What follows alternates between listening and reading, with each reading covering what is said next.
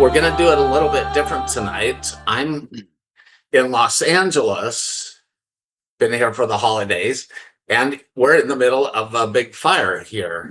So we're going to have tonight's guest. We're going to start out with a short little prayer, and then he will tell his story. So I would like to start out with welcoming tonight's guest, who at 29 years old, Jonathan Van Valin, experienced an NDE that illuminated what it was like to relinquish the body, understand the illusory nature of the usual dimensions, and become one with all. Jonathan's NDE resulted from a complication after surgery. His NDE extended for a couple of days, which allowed him the opportunity to revel in total freedom of the dissolution of self for an extended period. Tonight, Jonathan will share his NDE and many STEs with us. Jonathan is currently working on his first book, and he offers one-on-one transformation sessions in person and via Zoom. You can learn more about Jonathan at www.assistthespirit.com. Welcome, Jonathan. So glad you're here. Thank you so much, Sean. And as Sean just mentioned, in a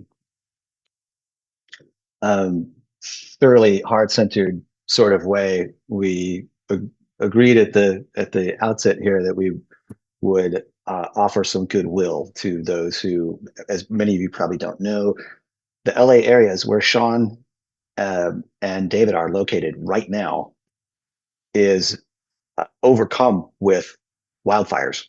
And there is a non-zero chance that someone either loses power or has to depart very quickly, depending on which way the literal, non-metaphoric winds blow. So before we even get into all the rest of it, which we will absolutely do, we thought it a lovely idea to just offer some collective goodwill. And so I want to invite everyone who's here together with us to join together for a moment of quietude, a moment of turning inward. And to me, this is something that is not only very natural, but I enjoyed being asked to do this moment with you, because it's something that also dovetails beautifully with the story I'm going to tell soon after. So I would invite all of you to join me, first of all, in a deep breath. And it's called the physiological sigh. There's some incredible science behind this.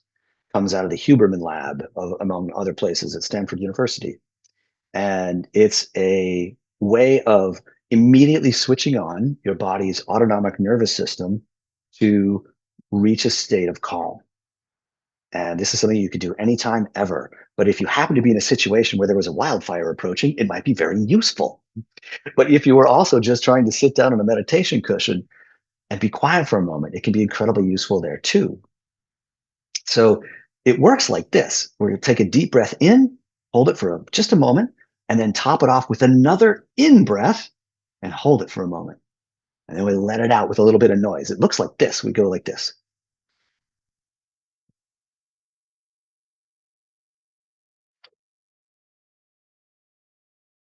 And I can explain more about this later if you like, but that is something that it immediately turns the body's autonomic nervous system towards opening blood vessels, reducing a bit of cortisol, and overall getting your entire nervous system to just calm down a little bit. So let's do that. I'll lead a couple of those deep breaths together, and then we'll just have a moment of silence. And in that moment of silence, I want to invite all of you inwardly. And to me, it's impossible to do this without very literally joining together, which is a point I hope to come back to, in which we really join in that collective one mind and take an opportunity to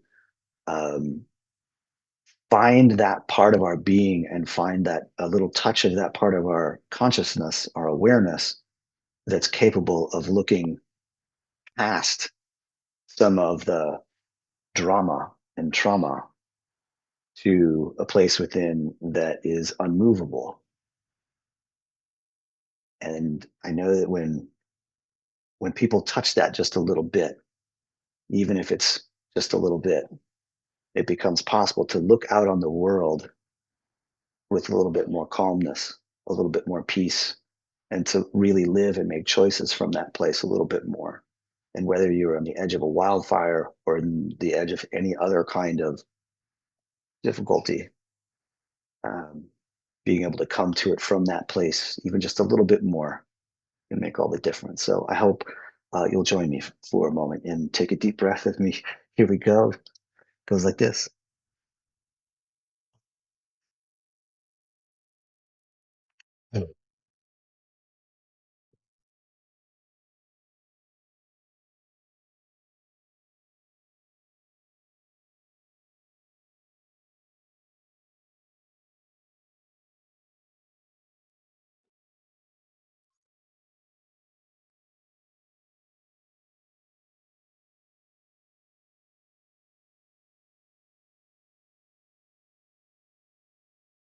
Just a moment of collective stillness.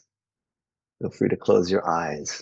You need not pay attention to any of the noises around you. They're just fine. And to find a touch of that quiet, still place within. Here we go.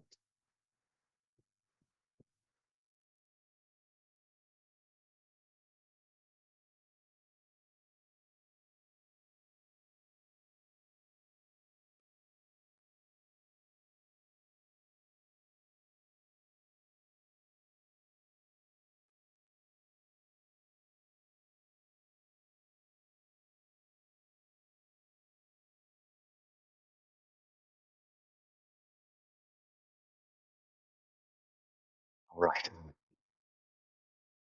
Thank you for joining in with me for a moment. May some of that stillness and some of that peace accrue to those experiencing a wildfire or to anyone else experiencing any other difficulty. And now we'll tell some stories. So, yeah, at 29 years old, I was diagnosed with sleep apnea. It was determined that there was needed to be a surgical solution to that, and I went through a medical procedure that's rarely done these days. There's a lot of reasons that it's rarely done. One of them is that it's a it's a well known for being an exceptionally painful recovery, and that's something I was warned about and warned against. It didn't matter. It still ended up being what seemed like the natural solution in my case. And what this is not is some sort of operating table near death experience. So I went through the surgery. I was in the hospital for 4 days. In it, they removed a great deal of tissue from the back of my throat, the soft palate, the uvula, which I no longer have, a bunch of adenoidal tissue, tonsils, and all kinds of things back there. What was also removed was a few chips of bone in the skull behind my nose, even. And one of the things that makes it a very painful recovery is that these are all very nerve-rich areas of your body, and you have to continue to use them to breathe and to swallow and things like that. And so, one of the analogies given me at the outset of this was one of the doctors said, "You're going to learn what it's like to break your femur and then have to walk on it for days,"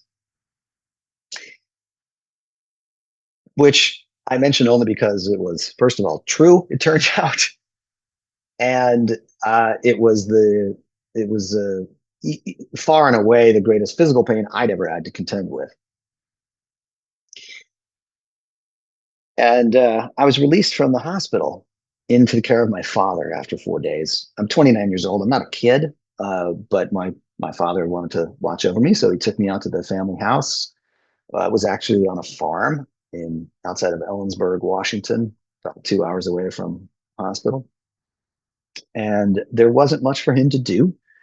All he could really do was sort of, you know, come in the room every now and then and make sure I hadn't tipped over or something else. There wasn't much I could do either. And I was in his care on the about the the third day, so 7 days after the surgery. And what occurred was, I can only describe as an inner click. It was extremely clear. And and it was immediately clear what it was. It was the moment that the life force in me began to fade away and the body was beginning to die. I didn't yet know why. It didn't make any actual sense to me. But it was extremely clear. And in that moment of that click, there were three things that sort of flooded in simultaneously, three experiences.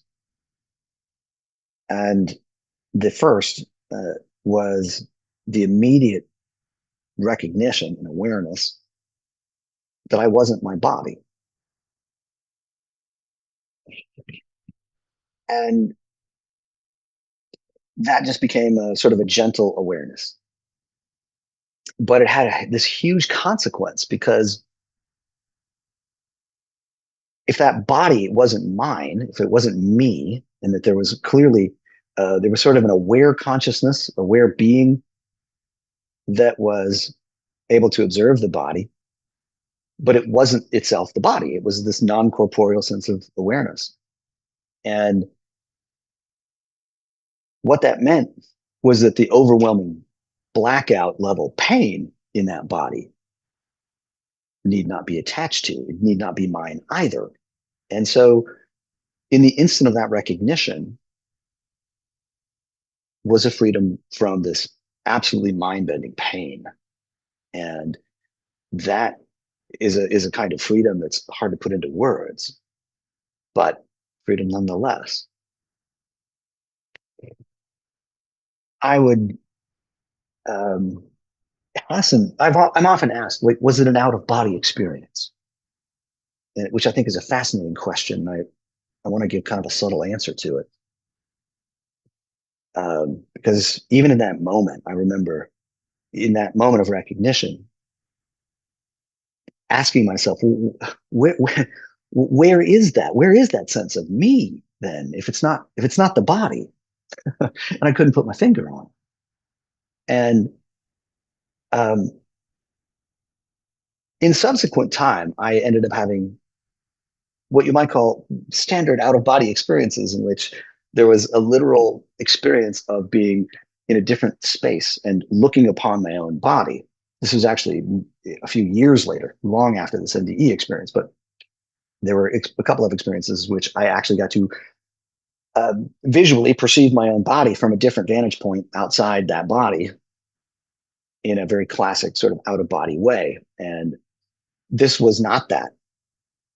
At the moment of recognizing my body was beginning to die, what it actually was recognizing that the body had a sort of illusory quality to it, and that body clearly wasn't me, and in fact had never been me. It had never contained me. It was not a meaningful limitation. It had this illusory quality to it that the experience of it was that body had it had simply never contained that aware being.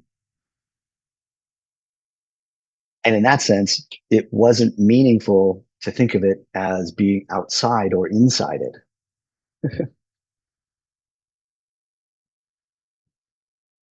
In any case, the second thing that flooded in that moment was an awareness that the life force in this body was draining away, and it was draining away relatively slowly. It was, at least in that moment, it appeared as though there would be probably a couple of days before it really went all the way. And what I found striking about it in that moment was that it didn't evoke any sense of panic.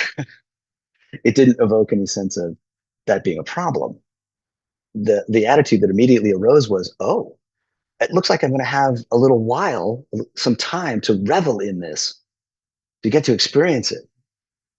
And the freedom of being apart from the pain already, being free of the suffering of it, was so great that my response to my body dying, beginning to die, was not, oh no, this is a problem. It was, oh my God, this is fascinating. And that body isn't really me, anyways. And so there's a way in which this aware consciousness, this aware being, this non corporeal sense of being, wasn't threatened in any way by whether that body lasted a while or went quickly. It didn't really matter. Didn't seem like a big deal. It wasn't a problem. And so rather than this being a moment of panic, it was a moment of fascination. It sort of drew me into the experience more, like, wow, let me pay attention.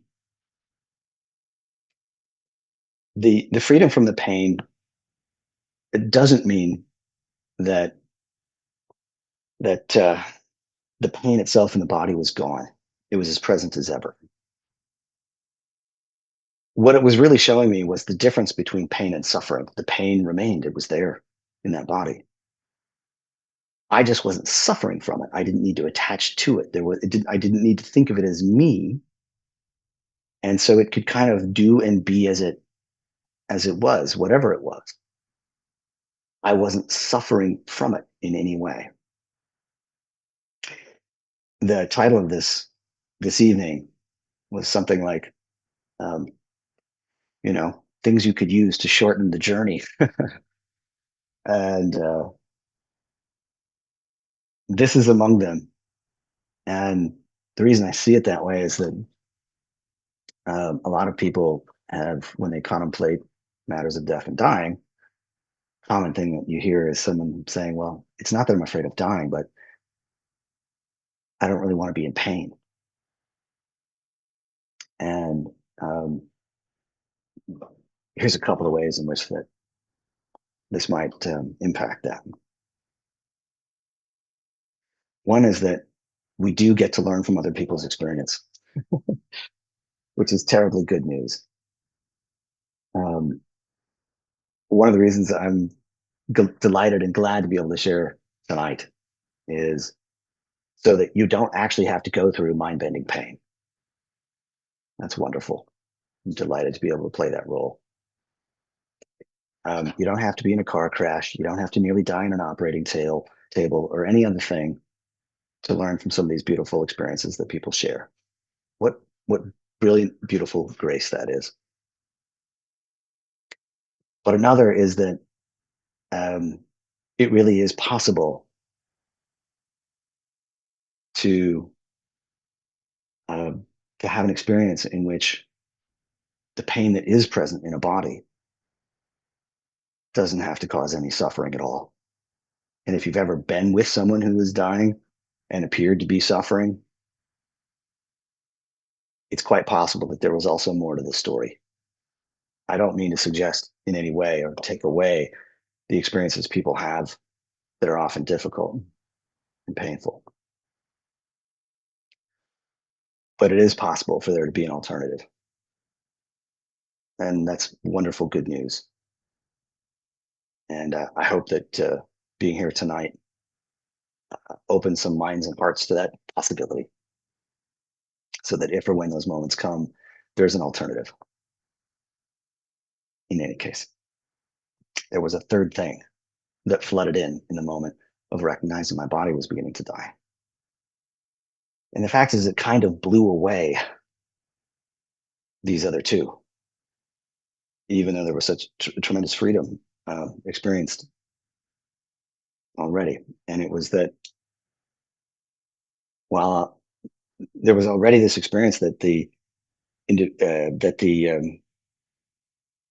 that this aware beingness that wasn't the body, and therefore it didn't need to be troubled by the body's troubles, it was still a very individuated experience. It was sort of like, it's still an individual sense of me. It's just the boundaries of that have grown bigger so that I didn't have to presume them to be limited by that body. But it's still a very individuated sense of self, just a non-corporeal one. And in this third recognition, it was that even that individuated but non-corporeal sense of self was beginning to dissolve. It was beginning to lose its individuality. And you might think that would sound a little scary, but it was in fact the absolute opposite, because that individuated but non-corporeal self was dissolving into what I can only describe as overwhelming allness, all-encompassing allness. It gets difficult to describe because you end up leaning into these non-dual sounding phrases like oneness and wholeness. Um, and the thing about it is that if something is utterly and completely whole or absolutely all encompassingly all, then it's missing nothing, absolutely nothing.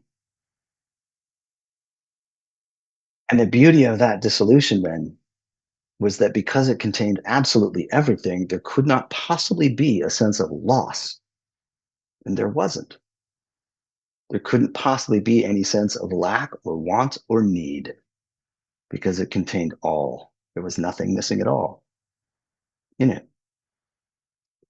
And if there's no possible sense of lack or want or need, there's essentially no possibility for there to be fear.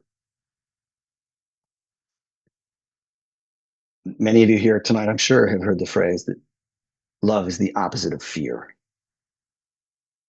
And um, and there's a great deal of truth to it, it turns out.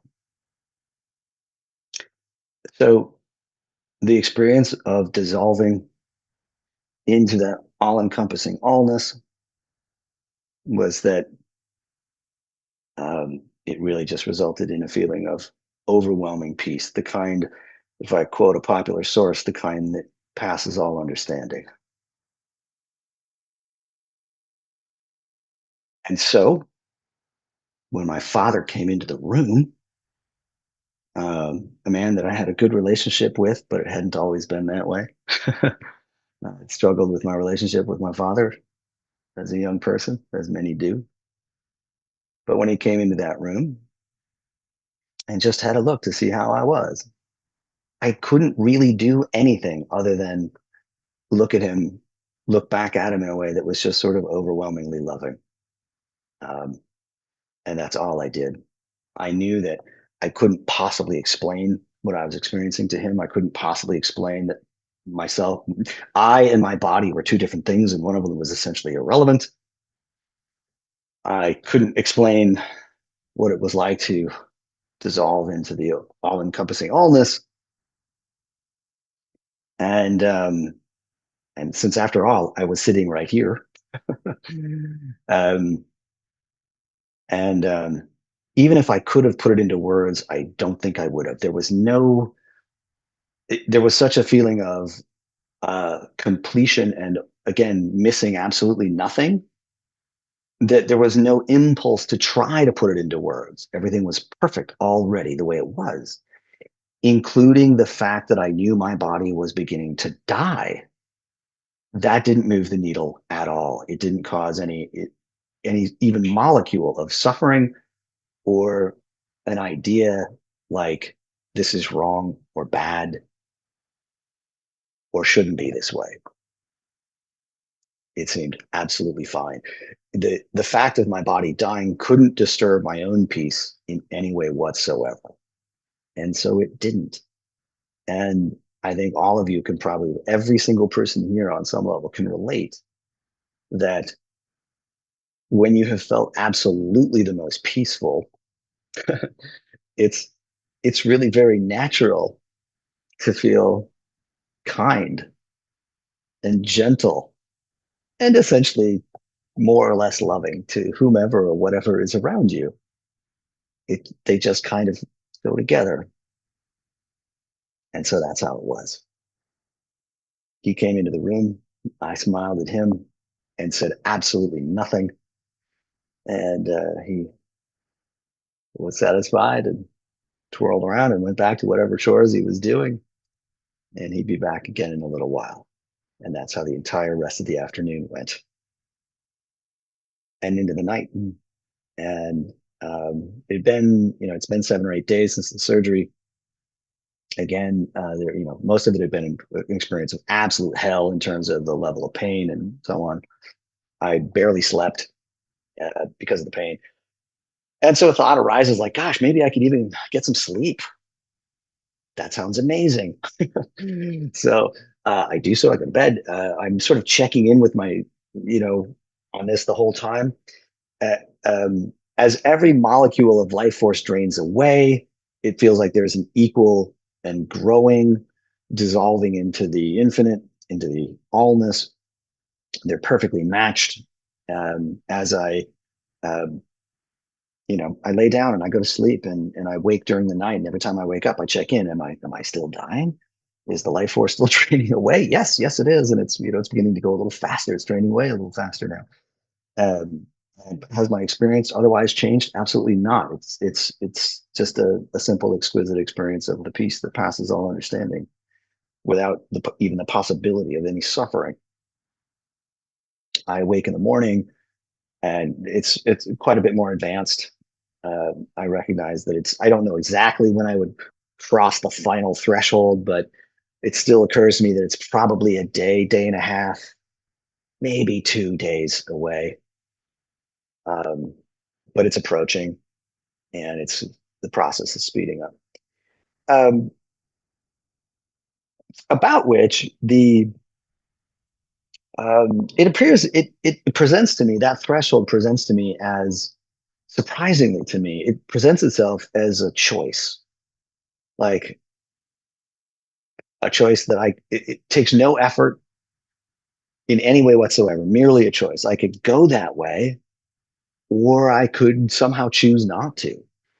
And even at the time, and still to this day, I find it a fascinating moment, because why wouldn't one go towards the peace that passes all understanding and absolute love? It's a good question. In which there's no sense of lack or want or need of any kind, and nothing is missing. And so I was a little bit surprised. I was startled that there was a thought that arose in my mind that said, I don't think I'm going to go.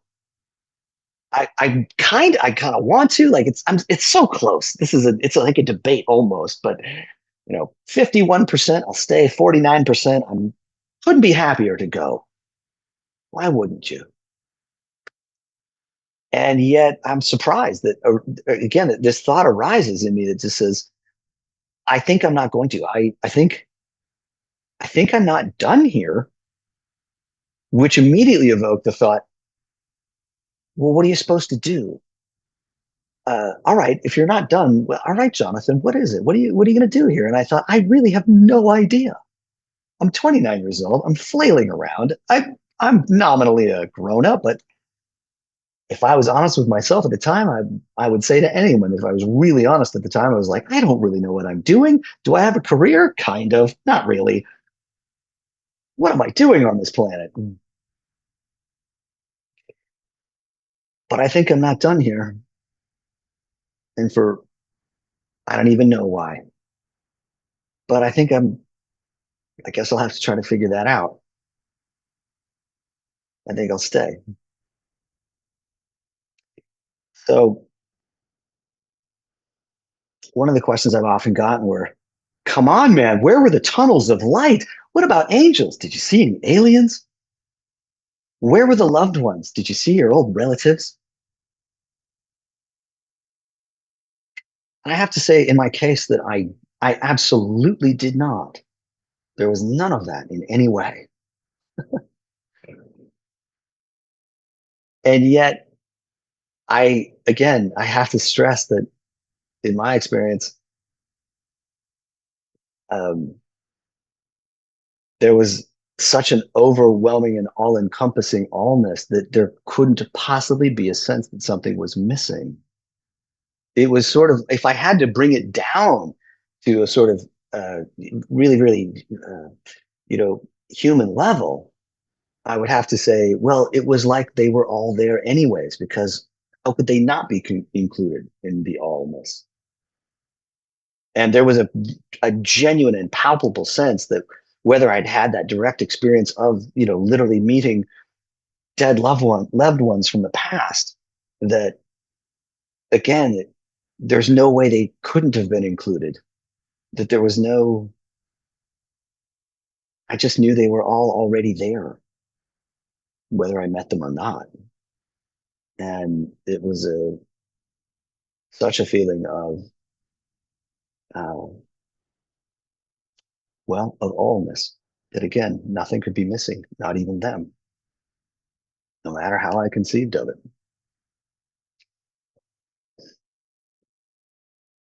And it wasn't terribly shocking after having gone through these thoughts that day, that at some point, it was well into the afternoon, my father, he's come in and checked on me from time to time. Again, there's really not much he could have done, even if he wanted to. But he would come in, and this time, for the first time in days, he takes a look at me, he squinches his face up, and he just says, "Jonathan, I think something's not right. I think we better load up and go back to the hospital," which is no small thing. It's over a 2-hour drive.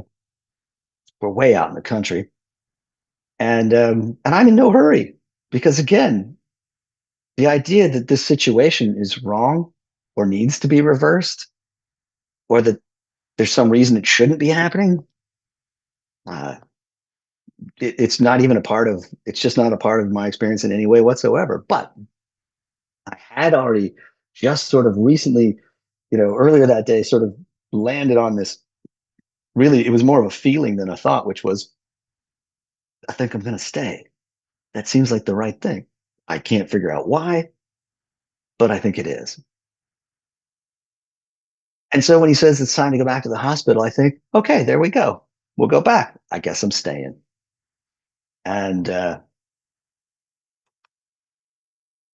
he takes me to the hospital that originally conducted the surgery. I'm taken into the ER, and immediately upon admittance, the doctors confirmed for my father. So this is the first moment he's really gotten up to speed. They confirmed to him that I'm dying, but I'm dying for the dumbest reason in medical science. I'm dying from dehydration.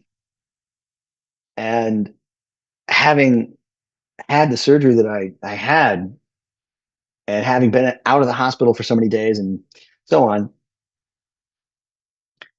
uh, had made it, well, it had been essentially impossible to eat or drink. It's so dumb.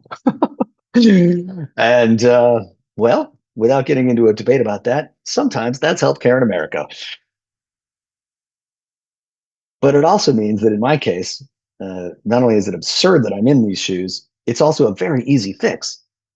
So they poke an IV bag into my arm with saline solution in it, and the instant they connect that, I can feel that saline solution pour in. I can feel the life force that's been draining this whole time reverse and begin to flow back in.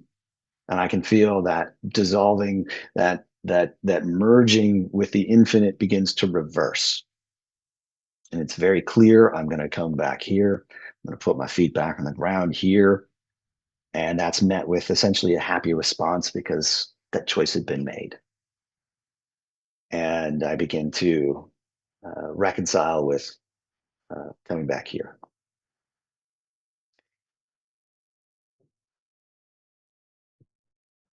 As soon as the issue was solved and that it was just a matter of dehydration, again, that's a pretty simple fix. And I made the determination that regardless of how much it hurt, well, I would at least drink something. I'd already lost 12 pounds in a matter of days from total lack of eating, um, which wasn't a problem. But as anyone who's been around that sort of thing knows, it's, you can not eat for quite a while. But if you don't drink for 3 or 4 days, you're in huge trouble. It also means that when you begin hydrating again, that your recovery and your healing speeds up unbelievably quickly. I wish someone maybe had told me that earlier, because my recovery just jump started and the pain levels came way down. The healing just seemed to really accelerate. In any case, 3 weeks later, I've I've left the farmhouse. I've returned to my own place. I've returned to my job, and I also returned to a world in which I am utterly baffled about how to reconcile what I'd experienced with being late for work and chowing a breakfast burrito in my car as I drove through traffic and feeling like that job was really important, that this body was really important. And yet I felt as though I knew what I knew and I'd seen what I'd seen and experienced what I'd experienced. And I knew there was more to the story. And so my response to this, my response to not being able to reconcile those things was first of all to bury it. So I simply never spoke about it, even though people asked me, "Oh, how'd it go? How'd it go at the surgery?" And you know, I would fail to mention the merging into the infinite part. But it stuck with me. What it really did was turn me into a spiritual seeker, and that's in part not only because of the experience that I've just described to you, but there were elements of that experience that I'd actually encountered before when I was a child, when I was a teenager. We don't have time to go into all the stories today, but there were a few touch points there that had sort of been expanded on and deepened in this dramatically. So this NDE was in fact a pivotal experience in my journey. But I can tell you unequivocally, it was not the most pivotal, actually, not even close. It was a very powerful sign that turned me dramatically in a direction that I may not have turned without it. But what ensued over the next really decade or so, a little over a decade, was a desire to reconcile what I'd experienced. And what that led to was a range of other experiences, none of which I saw coming. Those included things like some additional moments in which I ended up seeing very, very, very clearly the difference between pain and suffering. That can be a very handy thing. There were some out of body experiences coming my way. There were some past life memories coming my way. Among the more dramatic and unexpected moments was a complete and total breakdown in which I saw it's a little hard to, well, you can only say the words and can take them, people take them as they will. But it was a moment in which, first of all, I experienced the collective pain of my own life. It was like having a life review, except it was the worst face of it, in that I got to experience in one moment all the collective pain, emotionally and physically, that I'd ever experienced, which then got even worse as that experience sort of expanded, and it felt as though the the mind of my own mind that sort of seemed to contain all these experiences sort of expanded its own boundaries to what presented itself as much more in line with truth with a capital T, that these seeming individuated minds that we have are really fragments of a collective whole.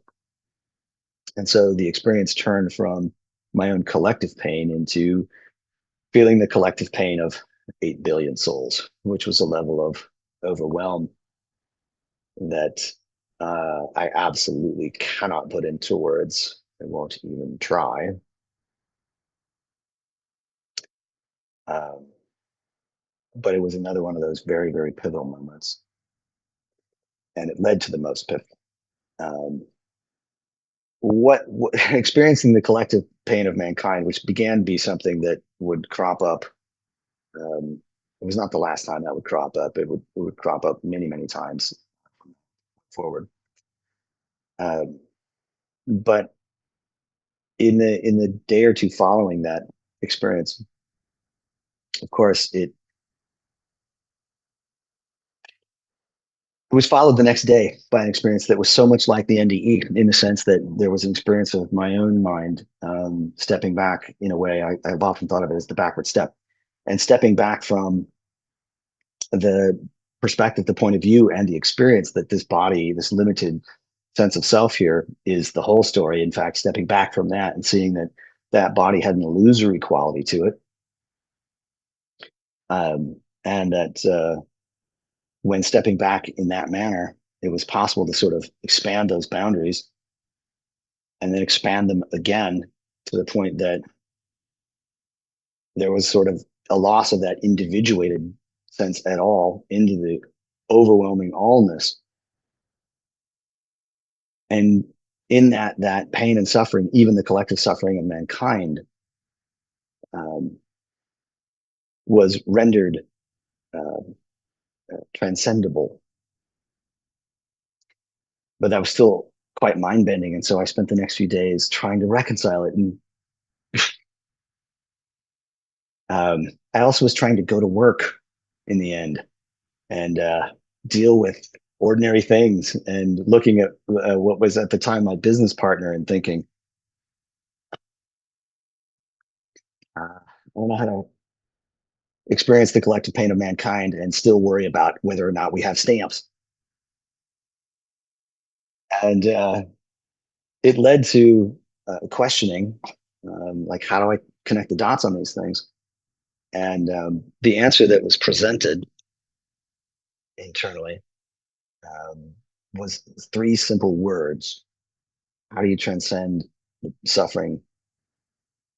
And the three simple words were: give up judgment. There's a lot to unpack there. And I would say I spent the next many years unpacking that statement. Um, but I also spent the next many years sort of wavering in and out from this experience of seeing what it was like to look inwardly and find that that individuated sense of self wasn't as solid as I thought. And by looking over and over and over and over and over,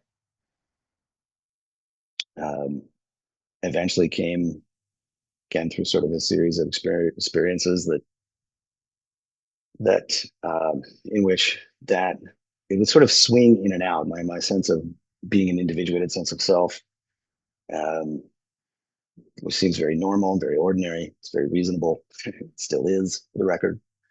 But that would swing into this experience of recognizing the sort of overwhelming, all-encompassing wholeness in which that individuated self was not even necessary. And in that state was also that peace that passes understanding. And so it was because of that peace that made it seem like it was the only reasonable direction to go in.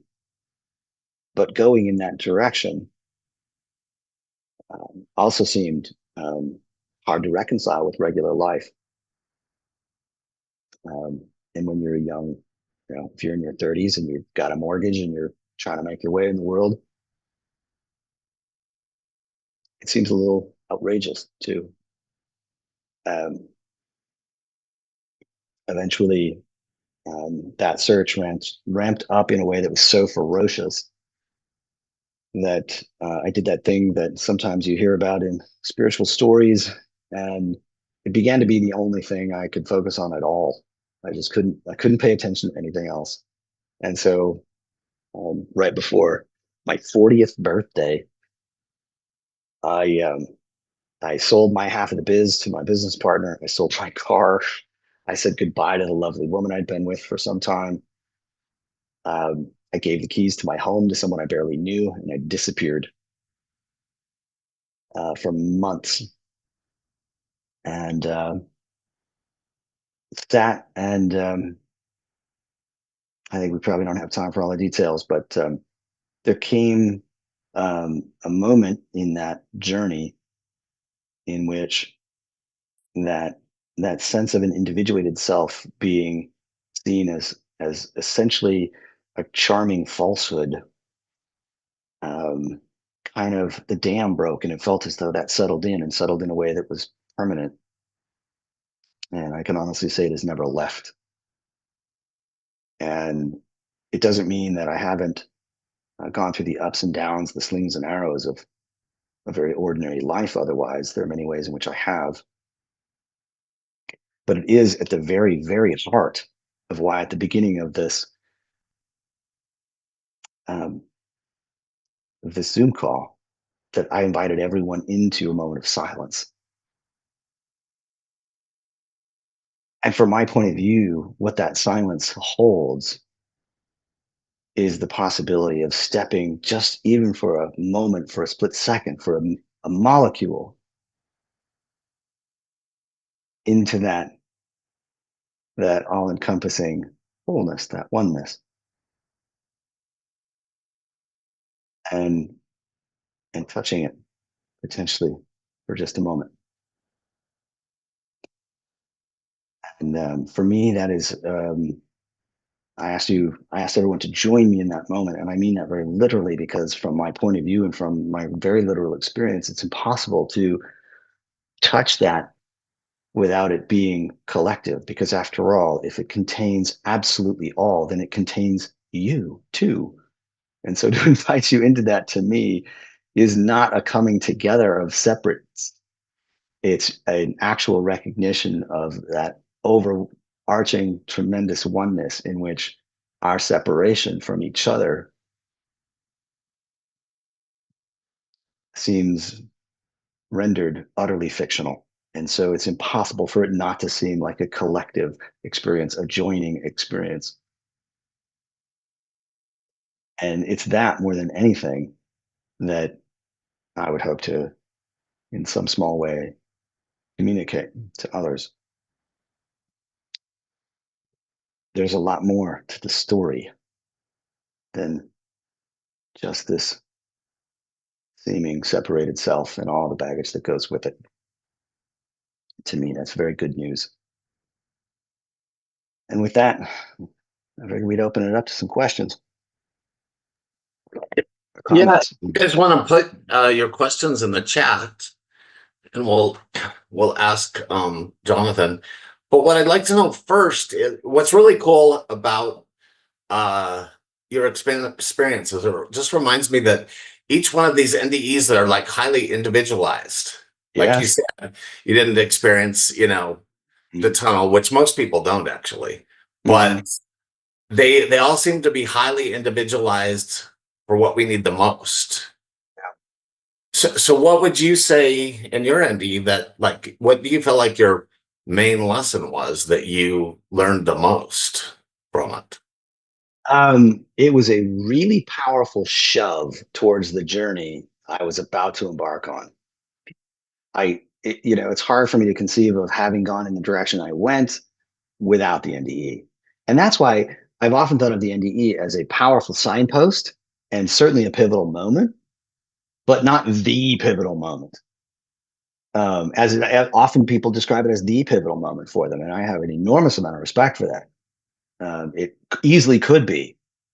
I think for many it is. And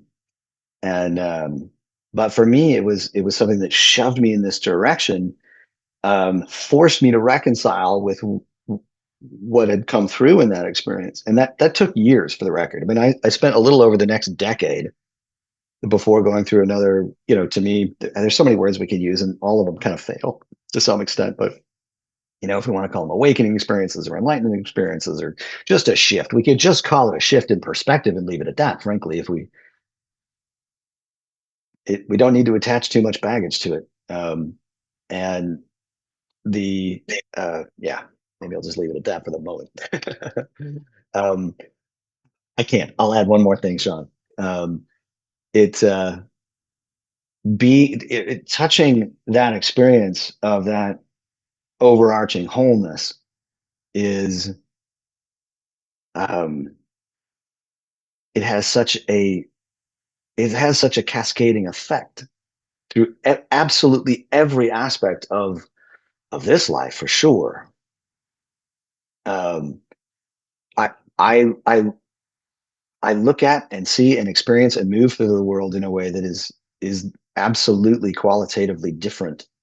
It again, it took over a decade for that to sort of settle in after this NDE, but it's the shift into that dramatically qualitatively different way of being in the world that has been the um, well, it's been the result, and it's still something that even through that shift, one of its effects was a utter and total disinclination to talk about it. Um, and it didn't mean that I felt that I didn't want to share it. It was just that the idea of sharing it from an egoic perspective, like, hey, I got a story I have to tell you. It's really important, just sounded absurd to me because I've just spent an entire hour explaining how really a sense of an individuated sense of self dissolved and wasn't that important in the whole thing. And that was true. And so, like, to do so from that sort of egoic perspective just didn't make any sense. It still doesn't. And so when I went through that subsequent shift, one of the oddest things about it was that I nearly stopped speaking entirely for over a year. And that is a weird way to be a grown up in this world, which is actually why I eventually just left again. Actually, I took a backpack and I wandered the globe for almost 2 years. And for the first year and year and a half of it, I barely spoke a word. And if any of this was shared in any way, it was shared in ways that were utterly without words. And that's one of my favorite ways. It's also why I'm so delighted to have shared a moment of pure silence with everyone here tonight. Yeah, that's beautiful. Yeah, something that you said that was really wonderful. It took me a year or two to realize, the ND is just the beginning for many of us. Like, Yeah. we think, wow, this is amazing. It's the end. But at some point I realized, no, that was just the beginning of the journey. We just had a Yeah. glimmer of awakening. Yes. Yeah. I Yeah. agree with you, man. And I'm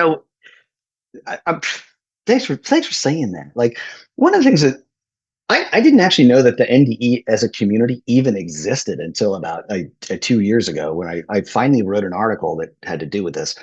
And I literally had no idea that there was this worldwide appetite for such things. And I was perfectly happy not saying a word. Um, but the oh, I just lost my train of thought. Oh no, got caught boarding at the station. Um, the I could just, if I may have just a second. Um, mm, Sometimes a bit of sleep deprivation will do that to me. But yeah, um, It'll come back to you. No worries. it will. That's It just did actually. oh good. We don't need to all have the same experience. Um, and these NDEs that we tell, sometimes people look upon this as outrageous and extraordinary and unusual and that sort of thing. And like, I've had people say, "Gosh, I wish I had one of those experiences." And I want to say, "Are you sure?" So you want to go through what about the car crash part, or the dying on a surgical table, or being in a coma, or are you sure you want to do that? Um, and the fact is that we all need a different set of experiences. Mine is not a model for anyone other than me at all, but there is a commonality, and I would say all of us share it. So I mean, absolutely at the heart of my own experience was something that showed in a form that was very particular to me, how, and I can't say it without it sounding almost like a cliche, but it came down to something that was so overwhelmingly loving and peaceful. Um, and that is something that can be shared and experienced by every single one of us on the planet. And let's be clear, every single person watching the screen tonight and every other of the 8 billion of us on this planet right now, there's no one among us, even the most wretched, who hasn't touched, at least in some small way, something that was loving at some point, whether it came to them or flowed from them. Every single person among us. This is one of the ways in which we are more alike than we are different. Every single person among us has experienced some touch of that lovingness in some way. And in that fashion, they too have experienced what is absolutely miraculous. In some way, they've touched what is absolutely at the heart of the experience I've tried to describe. And in that way, it's one of those ways in which, to me, it all collapses back into something that's just one thing. And yes, Yeah. the outward expression of it, the outward forms of it may shift, they may change, they may be different for you and for me. But if that remains somehow at their core, and I don't see how it could be otherwise, then, well, here we are. You need not have my experience. Have your own. That's what's far more important. And love will lead you to it. Yeah, and that's really important because what's ironically in one of my Facebook groups, we have some guys saying that because everybody's saying these different experiences, therefore near-death experiences aren't real. And so some people don't understand that, but they're highly individualized. But Yeah. once you get to that place of unconditional absolute love and oneness, that's where they all intersect. Yeah. I happen to agree with you on that point, Sean. I will. I hope it's okay to put it this way. I'll go to my grave with that one. And yeah, there's people out there that have had really difficult experiences. I'm not discounting that at all. There are people that have experienced death and dying in ways that don't quite track with what I've said. Again, their Right. experience has Yeah. not been the same. But uh, but this human experience that we have still seems to be utterly and totally oriented towards peeling that onion a little bit more and a little bit more in whatever ways are needed and meaningful to each of these seeming individuals to get to the heart of something that ultimately turns out to be loving. Yeah, and not everyone needs an NDE. I No, think sometimes absolutely us not. NDers were just, at least me, Yeah. I'm a little more Yeah. stubborn. So, Yeah. Yeah. Yeah, I totally agree. One of the things that I've enjoyed being connected to all the folks out there are that so many of them have had so many fascinating experiences, including all these things that also sometimes get a little over evaluated, let's say, in terms of now I've got a healing ability and now I've got intuitive abilities and things like that. And I ended up experiencing those things as well. There's such a wide, vast range of these kinds of things, in fact. And to be overly focused on any one of them as being the thing or again, it's so individualized, and it's so what's meaningful to one as a learning construct is so different for another. right. There, it's a I do find it a bit of a foolish errand to try to evaluate uh, where someone might be in their own journey based on those kinds of factors. I've met people that had extraordinary abilities that were absolute assholes. I've also met people with none of those abilities that were absolute angels. And it's a tricky business to evaluate in those terms, But um, yeah, let's It's just funny that you said that because, the way that I choose speakers has nothing to do with their story. In fact, most of our speakers, I won't even know their story, but you can tell because of the after effects. Do you feel love? Do you feel non-judgment and the non-specialness? And like you were mentioning, these gifts and everything are amazing, but we all have them. It's just some people have a little more connection with them. But that's a challenge, and that's what it's a great thing for you to maybe share is it's very natural after an NDE or awakening up first to feel a little special, which is the Mm. opposite Mm. of the Yeah. experience, right? Because it's Yeah. oneness. So Yes. how do you for yourself, because there is that, especially the first time, or the Mm. first awakening experience, you feel a little special. I Mm. remember, I'm back here in California, and I went back to Santa Barbara for Christmas, which is the first place that I had an awakening way back when I was 18. So it's like Mm. 30 years ago. And Mm. I remember when I was 18, it was like I felt a little special then. Mm.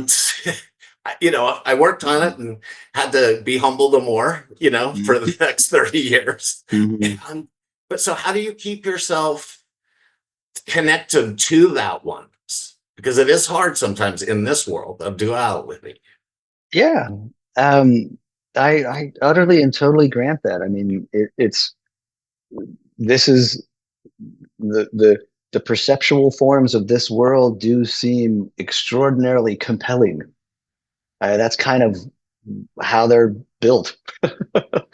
They're built to have us sort of make us forget, really. Um, and it's through listening to some part of you that is beyond this world that leads you out of it. And I mean that in the most positive sense. I don't mean that obviously in some sort of dreary sense. Um, but one of the ways I could describe my own journey in sum total, without any of the other details, has been, I feel like it's been a journey of increasingly listening to a kind of inner guidance, frankly, that seems cut from that absolutely all-encompassing oneness. And um, I would say that, again, one way of describing the journey I feel like I've been on has been, um, yeah, increasingly listening to it. I mean, as far as actually answering your question, which I haven't really done yet, I would say there are two things, but what I just mentioned is among those. That in my case, first of all, the way I experienced what I experienced, especially some years on from that NDE, having gone through this whole other shift, there did come a point where occasionally people, I would occasionally end up in situations in which something interesting happened, or the healing experience of someone, or some kind of intuitive thing had happened, and in every single case, without fail, it was clear to me that the the how do I even put it, the that what had taken place absolutely didn't have anything to do with me as an individual. That it was essentially, there's the phrase of, that it's what moves through the hollow reed, not the reed. That but that was so thorough that it, any kind of even molecule of an idea of taking credit for it seemed laughable. It seemed absurd. And so I just quit. It was impossible to kind of to see it that way. And so occasionally in those situations, someone would say something to me like, "Hey, thanks for that," or something. And initially I would be like, "Oh, no, no, no, no, no, no, no, you've misunderstood. Um, that isn't me. That wasn't. It's not like that at all." And I would go through this sort of awkward, you know, thing. And there did come a point eventually, quite a bit later, where I realized sometimes it's very, very appropriate to just say, "You're welcome. And I'm glad we're all here." Um, uh, Sometimes that was appropriate, but um, the experience I would keep having in those kind of situations was that I would meet with this person, go inwardly to that quiet place, which had become a sort of automatic, natural place to be and to visit and to just turn my attention to. Um, and uh, and in that moment would be a sense of joining with them, in that what was completely whole here met what was there and saw that it was absolutely identical. it was the same wholeness.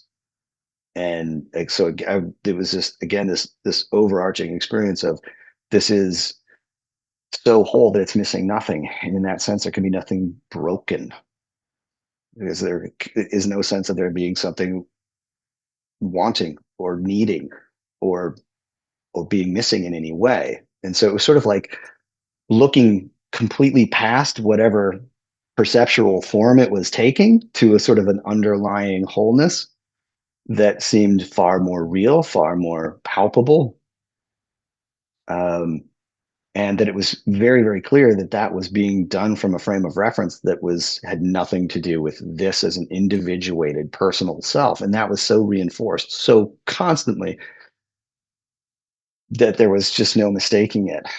Um, and it's also one of the reasons why I just decided to be silent and not talk, because I couldn't figure out how to talk without screwing that up.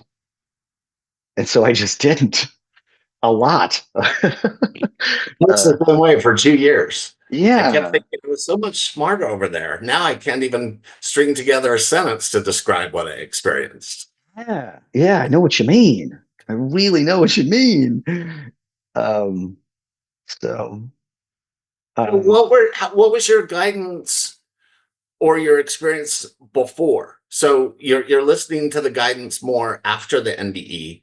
How about before? I mean, I think I probably came into this world in general, with a bit of a sense of that.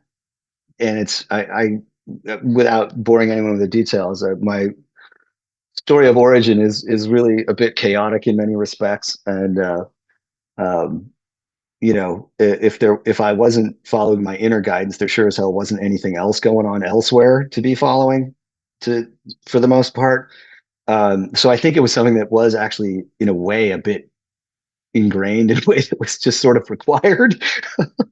um, and and that sort of thing. But it ramped up over time and took a quite a leap, post NDE. Like, you don't ditch your entire adult life unless you've had some real powerful impulse to do that. And then, going through some subsequent doorways and shifts and so on and so forth. Again, it just seemed like, um, post shift, that it's like there is no other thing. There is nothing else to follow. There just isn't. Like, it sounds absurd to be listening to any other, so anything else. I don't want to paint too much of a black and white picture of that, because I still there's still ways in which my basic humanity still informs the picture. um, Right. but I still come at the world in general from a place that really did take an utterly completely qualitative shift. And one of the ways I could describe that shift was that, operating in the world primarily through that sense of guidance as the number one beacon just became, even more so, to a very, uh, it's kind of we wouldn't be here today if it weren't so. Right. How long did it take for your marriage? Was that 10 years or right Um, away? How was well, that? I wasn't actually married, but I'd been with this lovely woman for 3 years. And when it's a long story, but uh, that that was someone that I absolutely love and adore to this day, and has been in and out of my life. And in fact, in a couple of weeks, I'm going to be taking her to an airport so that she can move to France on a different continent. And so there have been ways in which our lives have been deeply intertwined and also going like this. And it's one of those, I mean, that's really, honestly, it's actually quite a towering example of, um, for me anyways, of following what that guidance seems to say, more than some of the other, um, more, um, Well, typical sources might tell me. Um, we parted for many years actually, and came back together some years later, and um, yeah, remains one of my favorite people that I love and adore. Yeah.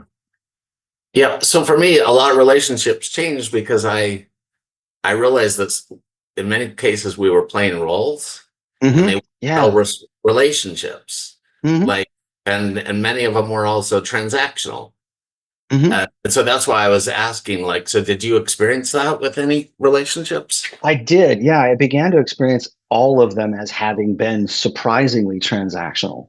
And like there was a process of sort of revelation in that where it was like, wait a minute. Uh, wow.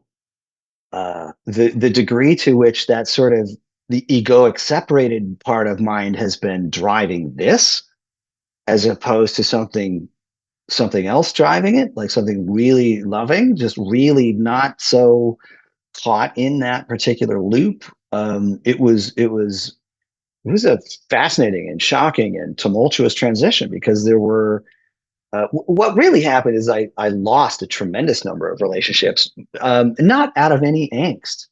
It was just that they began to seem when those transactions began to seem just essentially empty. They lost their value. And so if something doesn't really seem to have any value, there isn't really a huge sense of loss in it going away. And so what happened was a very, really, for the most part, gentle process of just things falling apart. and and there not even really being that much of a sense of angst about it. It was just like, oh, I think we're not doing that anymore. Also, I love you, and I'm going over here now because that's what seems called for. And I might be oversimplifying some of it, but there were, at one point in my life, I was one of those people that had a huge Rolodex, and that went away completely. And yeah, yeah. So it was Yeah. mostly a process of an enormous amount of falling away. Right. And you had a business and you had a house. Yes. And so how is your life different now? What is it like for you now? And what do you Um, value now? What you valued then? um, well, for the first part of adulthood, it was just trying to make my way in what you might call the conventional manner and being worried about all the things that one would be worried about in terms of like what's going on in my social life and my relationships and at some point, am I ever going to buy a house? Oh my God, I bought a house. Oh my God, now what do I do? Uh, and the finances and all of it, just very, very, conventional in many respects. And I really I walked away from all of it. One of the things that happened was I came back from all of that at one point, and the person I'd given the keys to my home to gave them back. And I then, at another point, tried to give them away again to a dear friend. Like, do you want to? I mean, I know it sounds nuts on a certain level. It is nuts on a certain level. Um, but my own literal energetic investment in these things had just dropped to zero. So um, I had said, I mean, I know this would make you feel better. Do you want the house? And I was sincere in the moment, really sincere. And I remember vividly them looking at me like, are you nuts? No, that's nuts. You keep the keys. And I was like, oh, I mean, all right. And that's why I still had the house. Um, and and I had it for a bunch more years until I sold it 3 weeks ago. Um, and it's not a big deal, but um, the what does life look like right now? The last bunch of years has been um, sort of an increasing act of opting to come more and more out of that silence, frankly. And and I've done so sort of grudgingly, to be perfectly honest. Like I'd actually gotten quite comfortable in it, quite comfortable. Um, but there began to seem a sort of nagging, a part of my mind that was like, this is you might be swinging in a hammock with your metaphoric hat pulled down over your eyes here. Um, but what are you going to do? You're just going to kill time till time kills you? Like it began to seem um, like it just wasn't what was called for. And it's taken a bunch of years, the last most recent years, to get kind of reconciled with that, frankly. And I have grudgingly acquiesced more and more to essentially listening to that inner direction that is essentially, well, you might as well be useful. You might as well be useful. All right, all right, that's what we're doing here. Um, and that's taken a lot of different forms, but that, yeah. So um, these days, um, I've pretty much given up on all the usual functions of regular adulthood, Right. um, and am basically uh, devoting myself to um, writing right now. So there is in fact a book project, and to sharing what I can share in the ways that I can share it. And sometimes that involves talking to people like this, and sometimes it talking to people one on one, and sometimes it's being, doing things with groups of people, and doing healing work with people and intuitive work and things like that. Um, and I have a long history of being very happy on the road, so I've traveled a lot to do that, and I think that'll probably ramp up. Um, and anyway, Yeah. uh, So somebody would like to know, you had talked about, let me find it again. Uh, Judgment, letting go of mm, judgment. They wanted to know how yeah, you did that.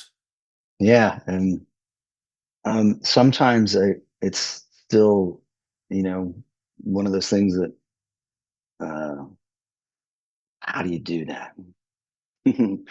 That is a brilliant question. And before I even attempt to answer it, I whoever's asking that, if we could just meet right here, right now, for just a moment, and I could give you every encouragement possible to hang on to that question and continue to ask it, because that's something that is going to the way that you hear the answer is going to change over time, and that will only really manifest for you if you continue to ask it. And that will be a brilliant, brilliant, brilliant experience for you over time. Um, how does one give up judgment? Well, Or how did you? Because I think everyone's a mm, little different. For me, it was allowing and having a 360 view, mm, like realizing I don't know what's good enough for me, let alone anybody yeah, else. yeah. I mean, that's largely at the heart of my own answer, which is there. There became increasingly an awareness within me that I wasn't actually capable of judgment. That um, that my own ego framework is so limited that if that's the place I'm coming from in making judgments, which is always the case, it's the ego that does the judging. Spirit has no need for it, but my yeah, there's an increasing awareness that egoic framework just wasn't really capable. And so it was natural over time, the more I let go of, um, or rather leaned into that experience, that truth, it's natural that judgment begins to fall away. And so the more one is willing to be oriented towards truth with a capital T, the more judgment tends to naturally begin to dissolve. Um, we frequently have to be thrust up against our own judgments, though. I mean, it's a process that's often quite troubling or painful, mostly because, uh, and this has nothing to do with deciding that a sunset is beautiful. That's not what we're talking about. It's the moments that are frustrated, angry, guilty, shame ridden, um, uh, um, and things like those. Whether they're directed outwards at others or whether they're directed inwards at ourselves. And um, one of the other things about it is that if we get really honest about those kinds of experiences, we begin to reconcile with the fact that they're just awful. They feel terrible. They feel terrible. There's, I'm sure, some Zen saying that I will misquote about drinking poison. And so, you know, the awareness of that was ramping up so much as well. And so, and in my own case, cracking my mind open, at least to the idea of, well, there's got to be something else. There's got to be another way, or there's got to be some other part of the story. And it always ended up being revealed that there was. Um, so yeah, I think some of it was pure grace on one hand, but I think of it a lot of it was probably also um, somewhat the result of that kind of inward inquiry on my part. I spent a lot of time digging around in my own experience and asking why I felt the way I felt, and really looking for answers, that sort of thing. So there's a lot to unpack. It was like I said, from the moment I got that message, I really spent the next bunch of years unpacking that as an idea. So Yeah, it's a journey. So I want to ask this one last question, and then I'd like you can quickly share everybody like what you do with clients and so forth oh, sure. here. But so somebody would like to know, did you find the answer to why we are all here? That's what Yeah. I would like. um, yeah, I mean, I have an answer to that. I legitimately think it's one that most people wouldn't want to hear. um, and and that's for a couple of reasons. I alluded in my own story to the experience of looking upon my own body and recognizing that I wasn't that. And it wasn't like I was like, but the body's over there and I'm over here and I'm according like equal levels of reality. Like it's a real body. It's just that it's over there and I'm over here and I'm having an out of body experience. It was not that. It was that I was looking out of the usual eyeballs down at the usual flesh and recognizing that it had this illusory quality to it. And as an illusion, if something is an illusion, it doesn't have real reality. It's a figment. It's literally nothingness appearing as something, but still fundamentally nothing. I swear to God, this answer is going somewhere. And but that's why it was so clear that if it was fundamentally nothing, it could never have contained me in the first place. How could something that doesn't even have reality do that? Can't. It doesn't. The unspoken part of that is that if the body was seen as an illusion, it was clear that everything else in this perceptual dimension was really of the same quality. And it's why nothing that happened here in this dimension of, time and space could disturb the peace, Even the pain in that body, mind-bending, blackout level pain, could not disturb that peace, nor could the death of that body disturb that peace. And so what it actually did was render this entire dimension as having an illusory quality. And so part of the upside down, crazy sounding answer is, well, we're not really here because here isn't really a real place. Why would it even appear, though, to be here? Why would we be having these experiences at all? And to me, the way it makes sense is because that's the outgrowth of that separated framework of mind. If we didn't think we were here, we couldn't believe in the separation. And there's a part of our minds that wants to be separate, that wants to be special.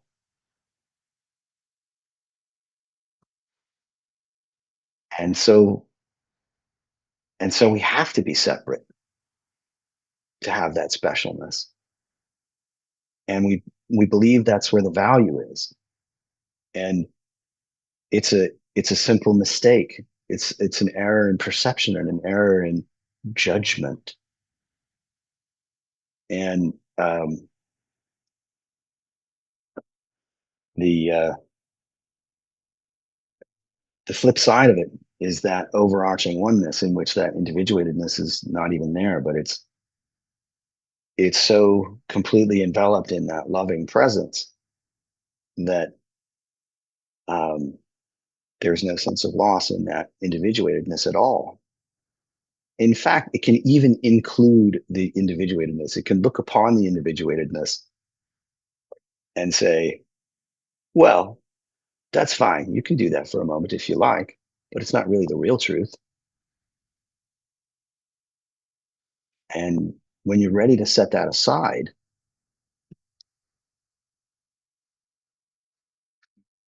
you'll be reacquainted with this place that you've never left in the first place. So, why are we here? We're not. Why are we here? Because there was a part of our mind that wanted to see what it was like to be separated, and then we forgot. And so it's this illusory journey back to that underlying wholeness. That's the tiny mad idea in A Course in Miracles, which you probably heard, or have you not? I'm uh,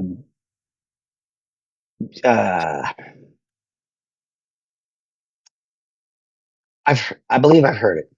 Yeah. This is one of my favorite things. And so I've been studying A Course in Miracles my whole life, but You it have. wasn't on my last NDE that I got it. And what's Mm, really cool is Gila Brock in Israel, who's never even heard of it. mm, Her NDE is the same. mm, You literally, if you were to look at A Course in Miracles, you just almost quoted some of that stuff. And I just love that because that's the way that I connect, and many of us connect to the real world while we're mm, here. It helps mm. me kind of keep it sane. So that it's very cool what you just said. And certainly something that resonates with me, and I know a lot of people here. I appreciate that. Yeah, yeah. Awesome. And I'll send you if you want, the everybody's loving your answers and enjoying your honesty and openness. So before we wrap up, I would like you to just share, um, that you do one-on-ones and group things. Oh, And yeah, yeah, sure. I try to reach back to literally anyone who reaches out to me. I have an almost perfect track record in that. Um, but yeah, anyone's welcome to find me or write me or be in touch. The easiest way is, guess what? There's a website. It's mine. It's at the letter. It's assistthespirit.com, and you can write me an email there. You can you can sign up for if you want to meet one on one. There's an opportunity for it. There's videos and articles and stuff and resources like that I've put together. Um, there's a YouTube channel. I'm not hard to find. If you plug my name into anything, you'll find things. And there's a link on your website to it, right? Yes, there sure is. I'm sure there is. um, yeah, and I do. I don't think we have anything better to be doing with our time than things like this. So, I 100% agree. yeah. So yeah, I welcome people reaching out, and you know, if you want to do this in person sometime somewhere, tell Well, me. yeah, you need to come to Hawaii. That was for everyone. That was our original plan. Yeah, But an awesome idea. He's in Seattle and I'm in LA. So yeah, that's I'll be leaving Seattle soon. And I really sincerely do not have at this moment. I don't actually have a permanent address. okay. Well, come to Hawaii. Spend some time. Well, that's a possibility. Actually, I have the sort of kind of invitation already for Kauai, and that may happen briefly. I may anyway. Yeah, reach out. We have members please. from Hawaii that was there tonight. Actually, one of the questions we asked. Yeah. So sometimes I hold all around. I do, and sometimes I just hold like free Zoom gatherings too for people who want to come and share a little bit of silence, a little bit of presence, a little bit of healing. I usually try to do it once a month. If you just want to come check it out, anyone's welcome. Look it up on the website, and you know there's other options too. So yeah, and also if you when we put up the replay of this, it'll have all of Jonathan's information as well, and a link on the YouTube, so you can. Cool. Well, yeah. So, and thank you so much. And thank you for the amazing messages. And if everyone can keep the people in the fires and LA in your prayers, it's kind of scary here, but it's all going to be good. So, yeah. So I want to thank you all, love you all, and we will see you on January 21st to the sharing group. Yeah. Yeah. And if anyone wants to, I actually have a Zoom group. It actually is tomorrow morning. It's a little early though. It's at 6 a.m. Not usually, but it is tomorrow. Come and join me if you want. Well, do you want to stick a link real quick in the chat? Or do they just find it on the website? It's on the website. On the website. Yeah, okay. Yeah. Assistthespirit.com. Yeah. Okay. Come have a visit if you like. So anyway. Thank you so much. And you all have a wonderful evening. And we'll see you soon. Aloha. Amen. Aloha and namaste to all. Peace be with you, my friends.